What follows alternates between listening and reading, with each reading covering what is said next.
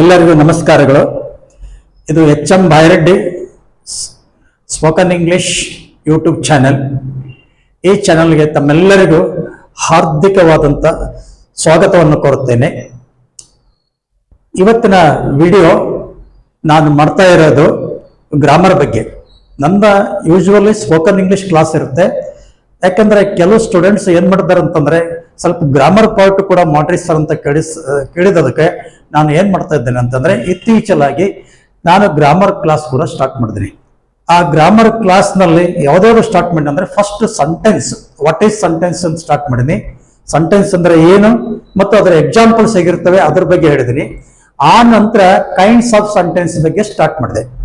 Kinds of sentence start ಮಾಡಿದ್ಮೇಲೆ ಆ kinds ನಲ್ಲಿ ನಾನು ಇಲ್ಲಿವರೆಗೆ ಅಸರ್ಟಿವ್ ಬಗ್ಗೆ ಒಂದು ವಿಡಿಯೋ ಮಾಡಿದ್ದೀನಿ, ಆಮೇಲೆ ಇಂಟ್ರಾಗೇಟಿವ್ ಬಗ್ಗೆ ಎರಡನೇ ವಿಡಿಯೋ ಮಾಡಿದ್ದೀನಿ. ಈಗ ಮಾಡ್ತಿರುವಂತ ವಿಡಿಯೋ ಮೂರನೇ ವಿಡಿಯೋ. ಈ ಮೂರನೇ ವಿಡಿಯೋದಲ್ಲಿ ನಾವು ತೆಗೆದುಕೊಳ್ಳುವಂತ ಟಾಪಿಕ್ ಇಂಪೇರೇಟಿವ್ ಸೆಂಟೆನ್ಸ್. ಇಂಪೇರೇಟಿವ್ ಸೆಂಟೆನ್ಸ್ ಬಗ್ಗೆ ನಾನು ಹೇಳ್ತೀನಿ. It is one of the kind of the sentence. It is one of the kind of sentence. ಇಲ್ಲಿ ಕೈಂಡ್ಸ್ ಆಫ್ ಸೆಂಟೆನ್ಸ್ ನಲ್ಲಿ ಅಸರ್ಟಿವ್ ಸೆಂಟೆನ್ಸ್ ಬಗ್ಗೆ ಹೇಳಿದ್ದೀನಿ, ಆಮೇಲೆ ಇಂಟ್ರಾಗೇಟಿವ್ ಸೆಂಟೆನ್ಸ್ ಬಗ್ಗೆ ಹೇಳ್ತೀನಿ. ಈಗ ನಾವು ಮಾಡ್ತಿರುವಂತ video imperative sentence.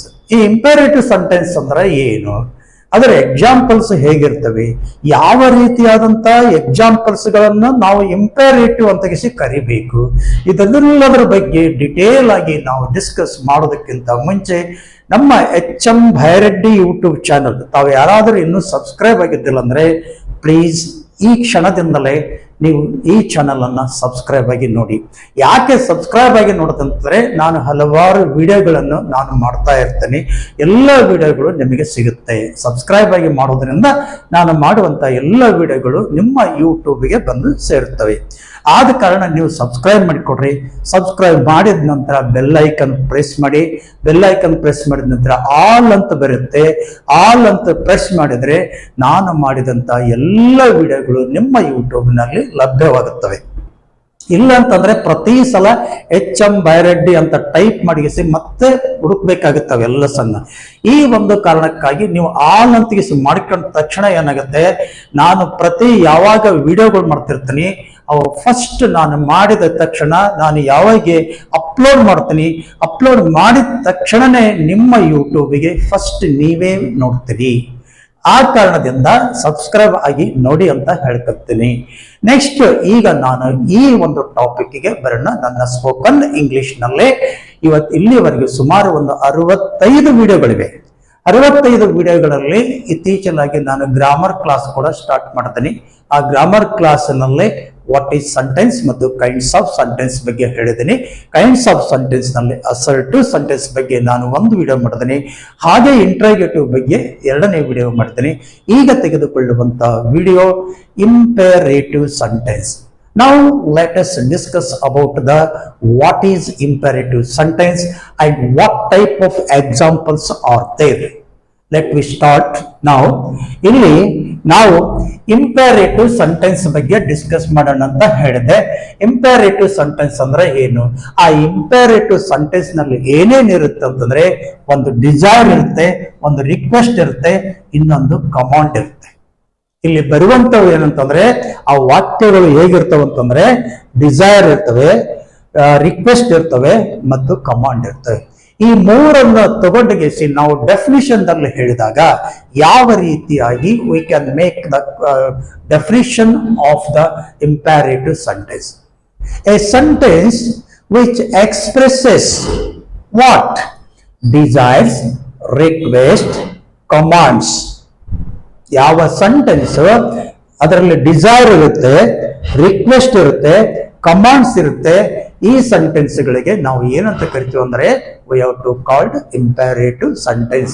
A sentence which expresses desires, request and commands. Such a type of sentences are called imperative sentence. This is the about the definition. Now we have to discuss about the examples. What type of examples are there? Now here first one, every day first one only, please come here.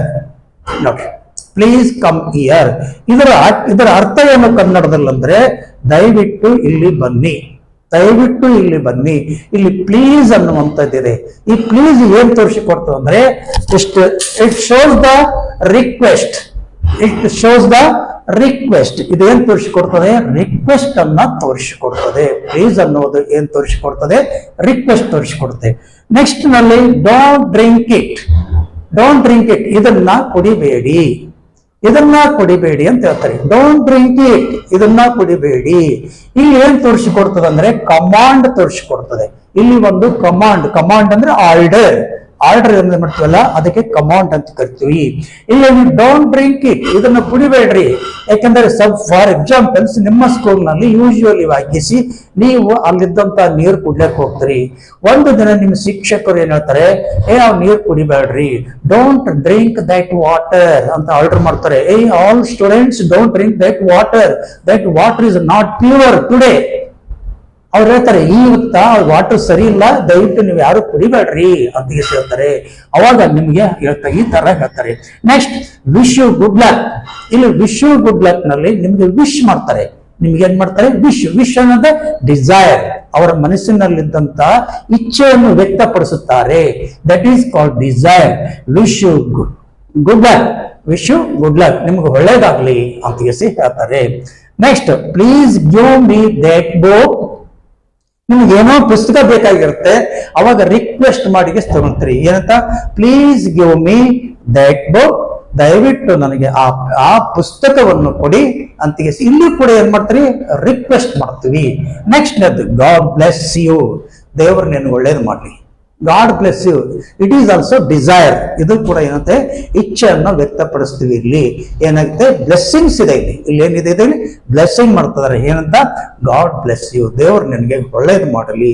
ಈ ತರದ ಆದಂತ ವಾಕ್ಯಗಳಿಗೆ to called ಇಂಪ್ಯಾರೇಟಿವ್ sentence. ಅಂದ್ರೆ ಇಂಪ್ಯಾರೇಟಿವ್ sentence ನಲ್ಲಿ ಏನಿರಬೇಕು?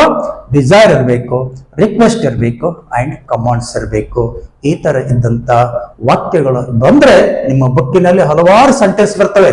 ಆ ಬುಕ್ಕಿನಲ್ಲಿ ಆ sentence ನಲ್ಲಿ ಅಕಸ್ಮಾತ್ ಡಿಸೈರ್ ಆಗಿದ್ರೆ, ರಿಕ್ವೆಸ್ಟ್ ಆಗಿದ್ರೆ, ಕಮಾಂಡ್ ಆಗಿದ್ರೆ ನೀವು ಈಸಿಯಾಗಿ ಫೈಂಡ್ ಔಟ್ ಮಾಡಬಹುದು. ಇಟ್ ಈಸ್ ಇಂಪ್ಯಾರೇಟಿವ್ ಸೆಂಟೆನ್ಸ್ ಅಂತ ಇಲ್ಲಿವರೆಗೆ ಈ ವಿಡಿಯೋ ನೀವೆಲ್ಲರೂ ನೋಡಿದ್ರಿ. ನಿಮಗೆ ಈ ವಿಡಿಯೋ ಖಂಡಿತವಾಗಿ ಇಷ್ಟ ಆಗಿದೆ ಅಂತ ತಿಳ್ಕೊಂಡಿದ್ದೀನಿ. ನಿಮಗೆ ಇಷ್ಟ ಆಗಿದ್ರೆ ಪ್ಲೀಸ್ ಏನ್ ಮಾಡಿ ಅಂತಂದ್ರೆ ಸಬ್ಸ್ಕ್ರೈಬ್ ಮಾಡಿಕೊಡ್ರಿ. ಆನಂತರ ಈ ವಿಡಿಯೋನ ಲೈಕ್ ಮಾಡಿ. ಆನಂತರ ನಿಮ್ಮ ಫ್ರೆಂಡ್ಸ್ಗೆ, ಅಕಸ್ಮಾತ್ ನೀವೇನಾದ್ರೂ ಟೀಚರ್ಸ್ ಆಗಿದ್ರೆ ನಿಮ್ಮ ಸ್ಟೂಡೆಂಟ್ಸ್ಗೆ ಏನ್ ಮಾಡಿ ಶೇರ್ ಮಾಡೋದ್ರಲ್ಲಿ ಆಟೋಮೆಟಿಕ್ ಅವರು ಕೂಡ ಗ್ರಾಮರ್ ಅನ್ನ ಈಸಿ ಆಗಿಸಿ ಕಲಿತಾರೆ. ಇಷ್ಟು ಹೇಳುತ್ತಾ ಈ ವಿಡಿಯೋನ ಇಲ್ಲಿಗೆ ನಾನು ಮುಕ್ತಾಯ ಮಾಡ್ಬೇಕಂತ ಮಾಡಿದ್ದೀನಿ. ಯಾಕಂತಂದ್ರೆ ಮುಂದಿನ ದಿನಗಳಲ್ಲಿ ಮತ್ತೆ ನನಗೆ ಇನ್ನೊಂದು ವಿಡಿಯೋದಲ್ಲಿ ನಿಮಗೆ ಭೇಟಿ ಆಗ್ತೀನಿ. ಯಾವುದು ಬರುತ್ತೆ ಮುಂದಿನ ವಿಡಿಯೋದ ಅಂತಂದ್ರೆ ಎಕ್ಸ್ಕ್ಲಾಮೇಟರಿ ಸೆಂಟೆನ್ಸ್. ಎಕ್ಸ್ಕ್ಲಾಮೇಟರಿ ಸೆಂಟೆನ್ಸ್ ಅಂತ ಬರ್ತದೆ. ಆ ಸೆಂಟೆನ್ಸ್ ನಲ್ಲಿ ಮತ್ತೆ ಆ ಎಕ್ಸ್ಕ್ಲಾಮೇಟರಿ ಅಂದ್ರೆ ಹೇಗೆ, ಅದರ ಎಕ್ಸಾಂಪಲ್ಸ್ ಹೇಗಿರ್ತವೆ ಅನ್ನೋದ್ರ ಬಗ್ಗೆ ಮತ್ತೆ ನಾವು ಮುಂದಿನ ವಿಡಿಯೋದಲ್ಲಿ ಡಿಸ್ಕಸ್ ಮಾಡೋಣ. ಹಾಗೆ ನನ್ನ ಯೂಟ್ಯೂಬ್ ನಲ್ಲಿ ನಾನು ಸ್ಪೋಕನ್ ಇಂಗ್ಲಿಷ್ ಬಗ್ಗೆ ಸುಮಾರು ಒಂದು 65 ವಿಡಿಯೋಗಳಿವೆ. 65 ವಿಡಿಯೋದಲ್ಲಿ ನಾನು ಕಾನ್ವರ್ಸೇಷನ್ ಕ್ಲಾಸ್ ಮಾಡ್ತಿರ್ತೀನಿ. ಅಲ್ಲೇ ಕೂಡ very important, how to speak in English, how to ask the question, how to give the answer, ಇದ್ರ ಬಗ್ಗೆ ನಾನು ಕೂಡ ಡಿಟೇಲ್ ಆದಂತಹ ವಿಡಿಯೋಗಳು ಕೂಡ ಅಲ್ಲಿ ಕೂಡ ಮಾಡಿದ್ದೀನಿ. ನೀವು ಹಲವಾರು ವಿಡಿಯೋಗಳು ಸಾಕಷ್ಟು ನನ್ನ ಯೂಟ್ಯೂಬ್ ನಲ್ಲಿ ಸಿಗುತ್ತವೆ. ಅದರ ಬಗ್ಗೆ ಅದನ್ನು ನೋಡೋದ್ರಿಂದ ನಿಮ್ಮ ಗ್ರಾಮರ್ ಇಂಪ್ರೂವ್ಮೆಂಟ್ ಆಗುತ್ತೆ, ನಿಮ್ಮ ಇಂಗ್ಲಿಷ್ ನಲ್ಲಿ ಮಾತಾಡೋದು ಕೂಡ ನಿಮ್ದು ಇಂಪ್ರೂವ್ಮೆಂಟ್ ಆಗುತ್ತೆ.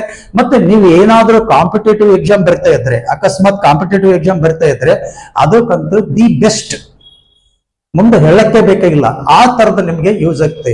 ಒಬ್ಬ ವಿದ್ಯಾರ್ಥಿಗೆ ಏನ್ ಬೇಕು ಎಲ್ಲ ಮಾಹಿತಿ ಈ ಯೂಟ್ಯೂಬ್ ಮುಖಾಂತರ ನಿಮ್ಗೆ ಸಿಗುತ್ತೆ ಅಂತ ಹೇಳುತ್ತಾ ಮತ್ತೊಂದು ವಿಡಿಯೋದೊಂದಿಗೆ ಮತ್ತೆ ನಾವೆಲ್ಲರೂ ಭೇಟಿ ಆಗೋಣ ಅಂತ ಹೇಳುತ್ತಾ ಇಲ್ಲಿಯವರೆಗೆ ನೀವು ಎಲ್ಲ ವಿಡಿಯೋ ನೋಡೋದಕ್ಕಾಗಿ ತಮ್ಮೆಲ್ಲರಿಗೂ ಧನ್ಯವಾದಗಳು. Thank you one and all. ನಮಸ್ತೆ.